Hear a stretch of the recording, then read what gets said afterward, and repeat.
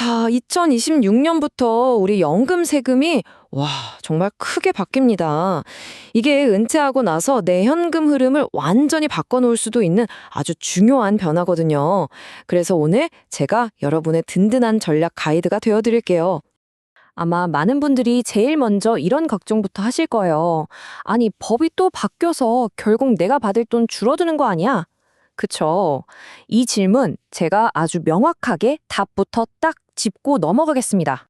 결론부터 말씀드리면 정답은 아닙니다.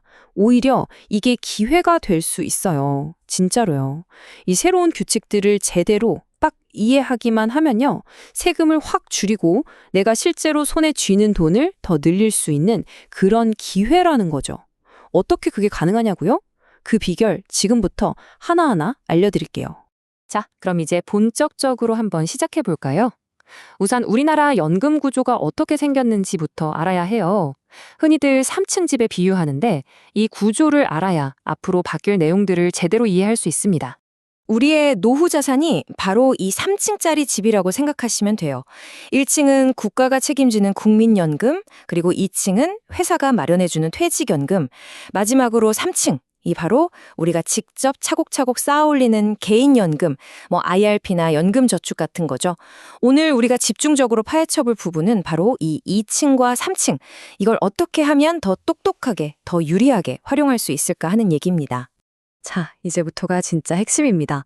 2026년부터 바뀌는 이 세금 규칙들, 이걸 무슨 위협처럼 생각하지 마시고요. 새로운 기회로 딱 바라보는 게 중요해요.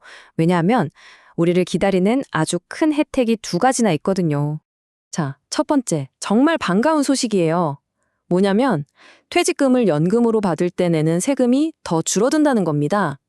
원래는 10년 넘게 나눠 받으면 세금을 40% 깎아줬거든요. 근데 이제는 20년 넘게 길게 나눠 받으면 세금을 무려 절반, 50%나 깎아주는 구간이 새로 생기는 거예요. 이야, 이건 정말 어마어마한 혜택이죠? 그리고 여기서 또 하나의 정말 흥미로운 변화가 있어요.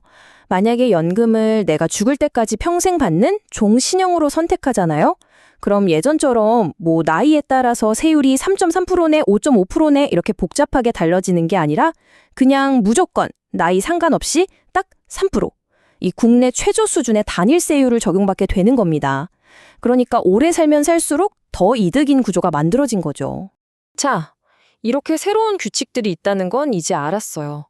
그럼 이걸 대체 어떻게 써먹어야 나한테 유리할까? 궁금하시죠? 지금부터 그 필승 전략을 하나씩 짚어보겠습니다. 아마 연금 얘기하면 이 숫자 때문에 머리 아픈 분들 많으실 거예요. 바로 연 1,500만 원. 왠지 이 숫자를 넘으면 큰일 날 것 같고 세금 폭탄 맞을 것 같고, 그쵸? 근데 여기에는 몇 가지 아주 큰 오해가 숨어 있습니다. 자, 가장 중요한 오해부터 바로 잡고 가죠. 이 1,500만 원 한도요. 이건 국민연금 같은 공적연금은 빼고 순수하게 내가 따로 넣은 사적연금에만 해당되는 얘기입니다. 다시 말해서 내가 국민연금을 한 달에 200만 원, 300만 원을 받든 이 1,500만 원 한도랑은 전혀 상관이 없다는 거예요. 그럼 만약에 사적연금으로 1,500만 원을 넘게 받으면요.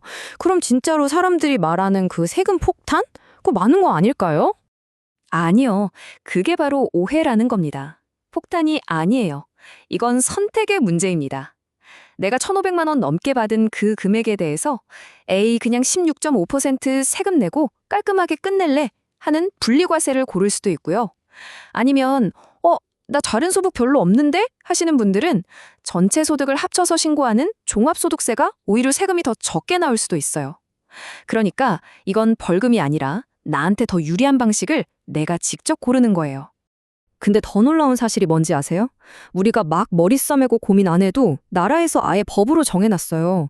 무조건 세금이 가장 적게 나오는 순서대로 돈을 꺼내 쓰게끔요. 자, 순서가 이렇습니다. 첫 번째, 세금 한 푼도 없는 내 원금부터. 그 다음, 세금 감면 혜택이 큰 퇴직금. 그리고 맨 마지막에야 연금소득세를 내야 하는 돈이 빠져나가는 거예요. 정말 마법 같은 순서죠? 이것 때문에 은퇴 초반에 세금 부담이 확 줄어드는 효과가 있는 겁니다. 여기서 진짜 유용한 꿀팁 하나 나갑니다. 우리가 보통 연금 계좌에 세액공제 받으려고 돈 넣잖아요. 그 한도가 지금 900만 원인데 만약 그거보다 더 넣은 돈이 있다면요? 그 초과분. 그 돈은 나중에 꺼냈을 때 세금을 단 1원도 안 내는 절세 프리패스가 됩니다. 게다가 아까 말한 1,500만 원 한도에도 포함이 안 돼요. 그러니까 갑자기 목돈이 필요할 때 세금 걱정 하나도 없이 제일 먼저 쑥 빼서 쓸 수 있는 나만의 비상금이 되는 거죠. 자, 이건 정말 아는 사람만 써먹는 비결인데요. 아까 제가 10년, 20년 나눠받으면 세금 깎아준다고 했잖아요. 그 기간을 언제부터 세냐면 내가 실제로 돈을 단 한 번이라도 받기 시작한 그날부터 카운트가 시작돼요.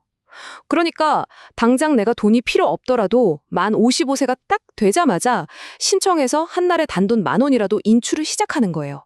일종의 수령 시계를 미리 켜두는 거죠. 그러면 나중에 진짜 목돈이 필요해서 왕창 찾을 때 이미 수령 연차가 쫙 쌓여 있으니까 바로 40%, 50%의 높은 세금 감면 혜택을 받을 수 있게 되는 겁니다. 대박이죠?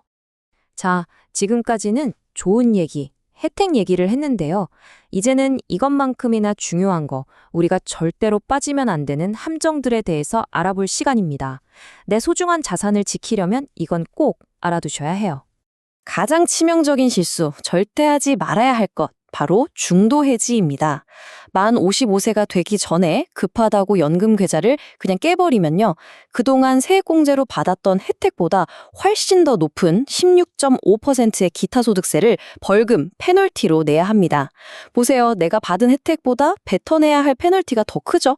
이건 그냥 이익을 좀 포기하는 수준이 아니에요. 원금 손실까지 갈 수 있는 정말 최악의 선택입니다.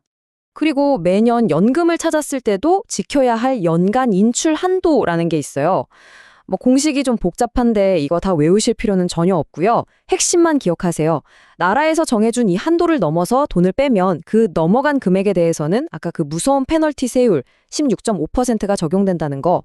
그러니까 돈 찾기 전에는 무조건 내가 쓰는 증권사나 은행 앱에 들어가서 올해 내 한도가 얼마지 하고 꼭 확인하는 습관을 들이셔야 합니다.